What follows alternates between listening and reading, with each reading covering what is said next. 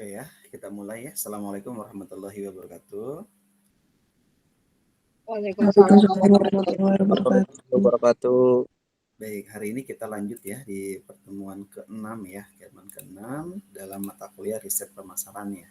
Nah, hari ini pembahasan kita lebih ke arah data sekunder ya, data sekunder yang akan kita pelajari pada hari ini. Nah, kemarin teman-teman sudah belajar tentang berbagai macam ya, tentang masalah riset pemasaran, mulai dari riset perilaku konsumen, kemudian sampai dengan riset secara kualitatif, secara kuantitatif. Nah, hari ini bagaimana kita mengumpulkan yang namanya data sekunder. Slide saya sudah muncul ya, sudah tampil ya? Sudah, Pak. Sudah. Baik, dalam riset data sekunder ini adalah data-data yang kita butuhkan di dalam kita mencari yang namanya itu riset di dalam suatu penelitian atau dalam pemasaran.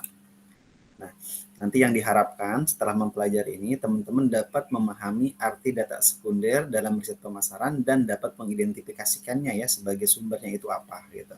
Nah, data sekunder itu sendiri adalah data yang sudah diolah terlebih dahulu. Jadi teman-teman sudah mendapatkan data itu kemudian teman-teman olah. Ya setelah teman-teman olah, kemudian baru didapatkan oleh si peneliti, dalam hal ini adalah sumber yang lainnya sebagai informasi tambahan. Nah, kemarin ada data kan, kalau data secara kuantitatif, kita mencari datanya dalam berupa angka. Nah, tapi kalau secara kualitatif, teman-teman kemarin kita menggunakan triangulasi data. Dengan menggunakan data yang diambil dengan menggunakan interview atau menggunakan wawancara dengan responden atau dengan narasumber.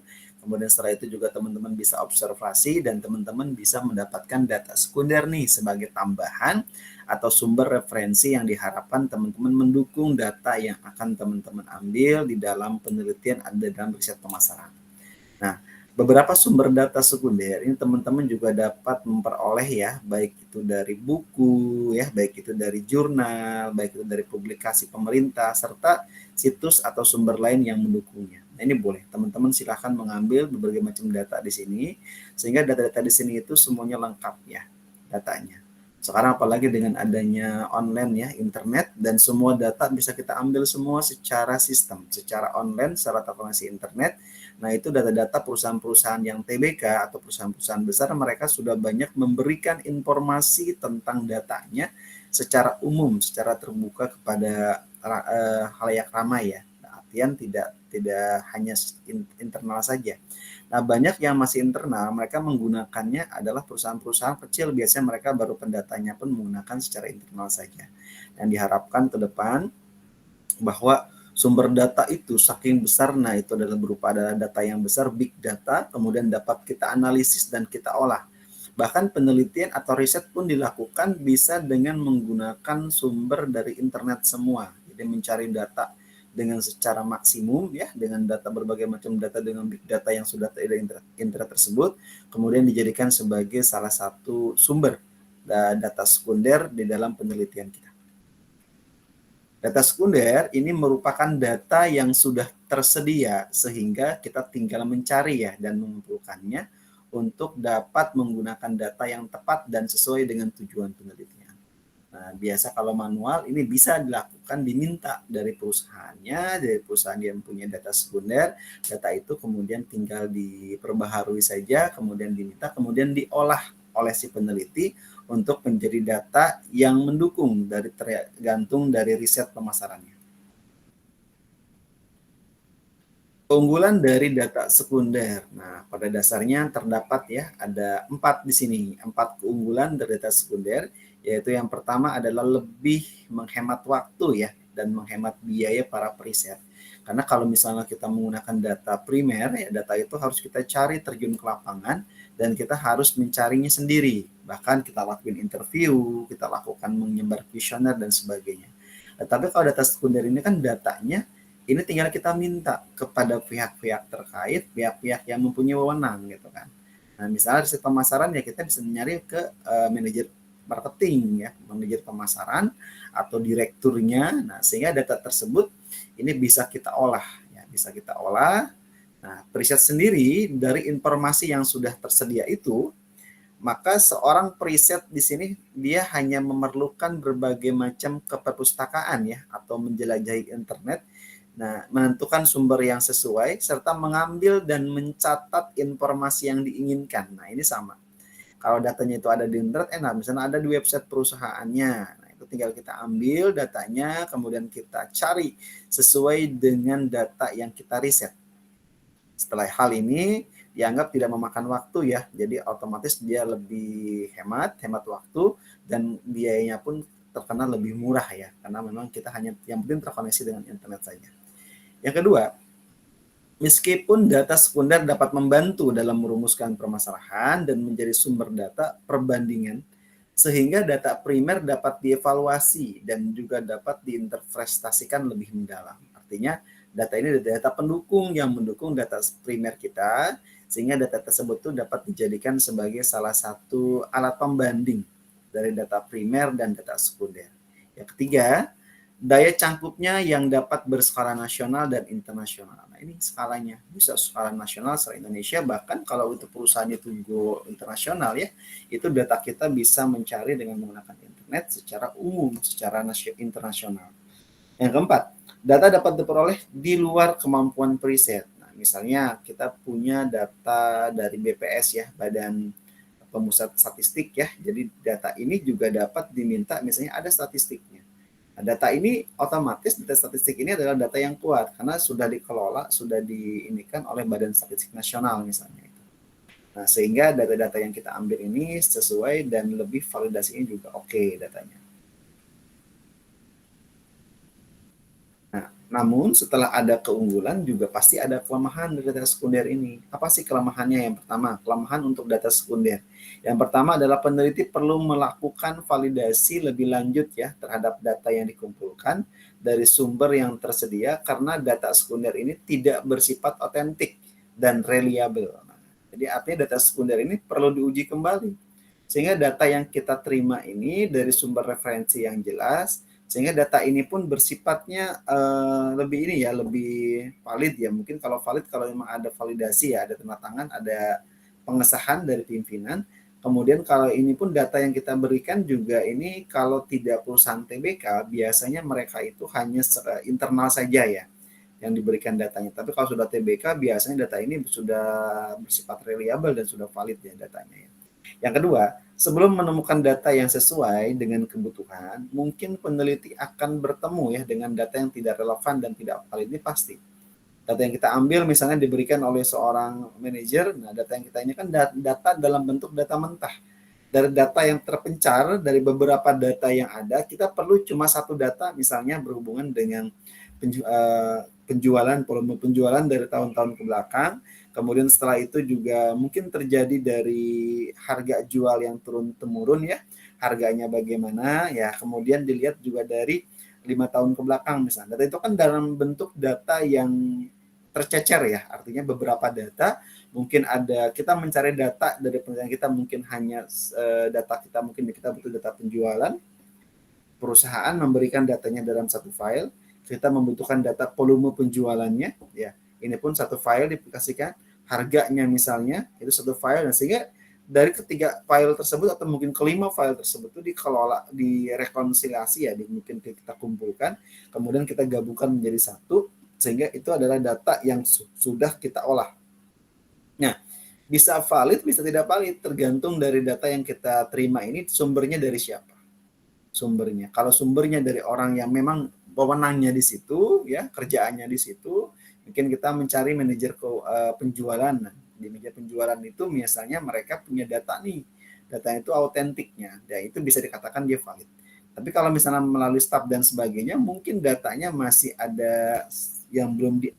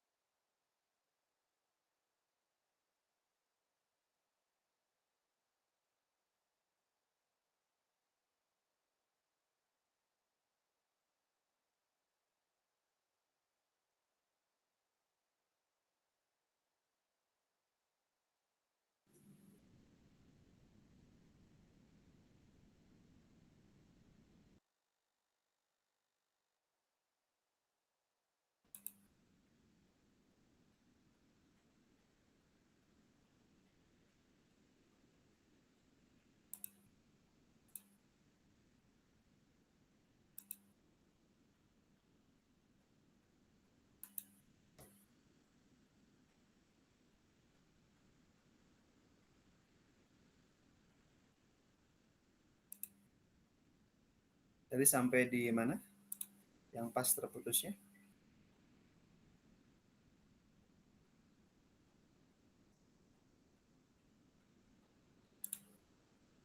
Saya jelaskan kembali dimasuk di ini ya, di kelemahan data ya, kelemahan data sekunder.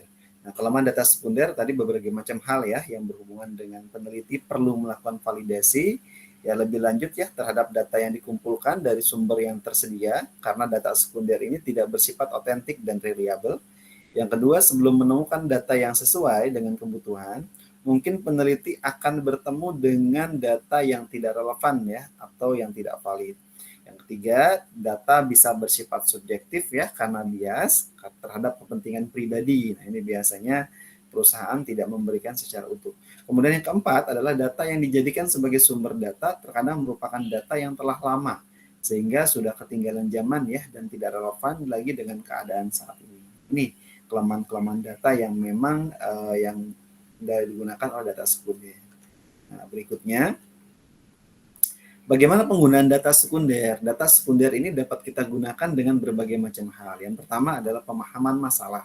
Nah, pemahaman masalah di sini adalah data sekunder ini dapat digunakan sebagai sarana pendukung ya untuk memahami masalah yang akan kita teliti itu apa. Contoh, apabila kita akan melakukan penelitian dalam suatu perusahaan yang menyediakan company profile atau data administratif lainnya yang dapat kita gunakan sebagai pemicu ya untuk memahami persoalan yang muncul dalam perusahaan tersebut dan data ini akan digunakan sebagai masalah penelitian. Nah, ini adalah data yang digunakan ya dalam suatu perusahaan di mana dia merupakan adalah komponen profile ya dengan menggunakan data administratif lainnya yang dapat digunakan sebagai alat pemicu. Nah, ini sehingga data yang kita berikan, data yang kita ambil, nah ini adalah data perusahaan ini digunakan untuk meneliti dari masalah penelitian kita. Kemudian yang kedua adalah bagaimana nih penjelasan masalah. Penjelasan masalah, data sekunder yang bermanfaat ya sekali untuk menjelaskan masalah dan menjadi lebih operasional dalam penelitian karena didasarkan pada data sekunder yang tersedia. Kita dapat mengetahui ya komponen-komponen situasi lingkungan yang mengelilinginya. Yang ketiga adalah formulasi alternatif ya, alternatif penyelesaian masalah yang layak. Ini data sekunder ini akan bermanfaat ya dalam memunculkan beberapa alternatif lainnya yang mendukung dalam penyelesaian masalah yang akan kita teliti. Yang keempat adalah solusi masalah data sekunder di samping memberi manfaat dalam membantu mendefinisikan dan mengembangkan masalah, data sekunder juga kadang dapat memunculkan solusi permasalahan yang ada. Nah, ini adalah jenis-jenis data sekunder ya. Data sekunder ini dapat diklasifikasikan berdasarkan sumbernya, yaitu ada data internal dan ada data eksternal. Data internal itu apa? Data internal adalah data yang berasal dari dalam organisasi di mana riset sedang dilakukan. Misalnya, data penjualan dan biaya yang dikomplikasi dalam siklus akuntansi. Data internal adalah data yang berasal dari luar organisasi di mana riset sedang dilakukan. Sumber eksternal ini dapat dibagi menjadi sumber-sumber yang menjadi ini ya secara teratur yang menerbitkan data-data statistik dan menyediakannya secara gratis kepada para pengguna, misalnya pemerintah dan organisasi-organisasi komersial yang menjual jasanya kepada berbagai pengguna. Misalnya adalah ASN AC Nielsen ya. Ini adalah salah satu data yang digunakan untuk data eksternalnya. Kemudian bagaimana sekarang kita mencari data sekunder yang diterbitkan atau yang dipublikasikan. Nah, yang pertama adalah beberapa sumber yang penting ya pada data sekunder ini diantaranya adalah yang pertama adalah asosiasi. Asosiasi adalah mengumpulkan dan mempublikasikan informasi yang terinci tentang hal-hal seperti pengiriman dan penjualan industri, pola pertumbuhan, faktor-faktor lingkungan ya yang mempengaruhi industri, karakteristik operasi dan sejenisnya. Nah, kedua adalah pedoman umum data sekunder. Sumber untuk mencari informasi dengan topik tertentu, misalnya pedoman umum atas dasar sekunder. Misalnya adalah daftar sumber data Encyclopedia of Business Information Source dalam industri peralatan listrik. Nah, ini adalah data yang digunakan untuk pencarian data yang bersifat data sekunder. Yang ketiga, Yang ketiga adalah pencarian melalui komputer secara online. Nah, ini adalah pencarian melalui komputer dengan terkoneksi internet. Ini semakin populer ya dalam mencari informasi dan data yang dipublikasikan dalam 20 tahun terakhir. Karena sudah perkembangannya, zamannya, tinggal kita searching saja sudah banyak data yang kita cari di dunia online ini.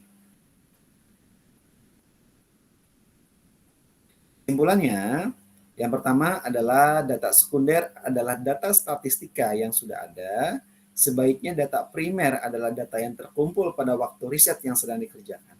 Yang kedua, data sekunder meliputi catatan internal perusahaan ya, data eksternal dan data yang disuplai oleh jasa informasi pemasaran.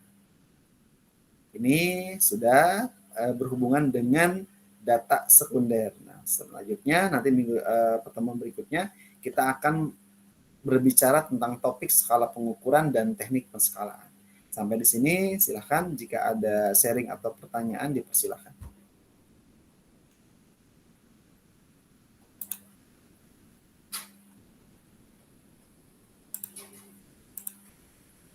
Silakan ada pertanyaan untuk berhubungan dengan data sekunder ya.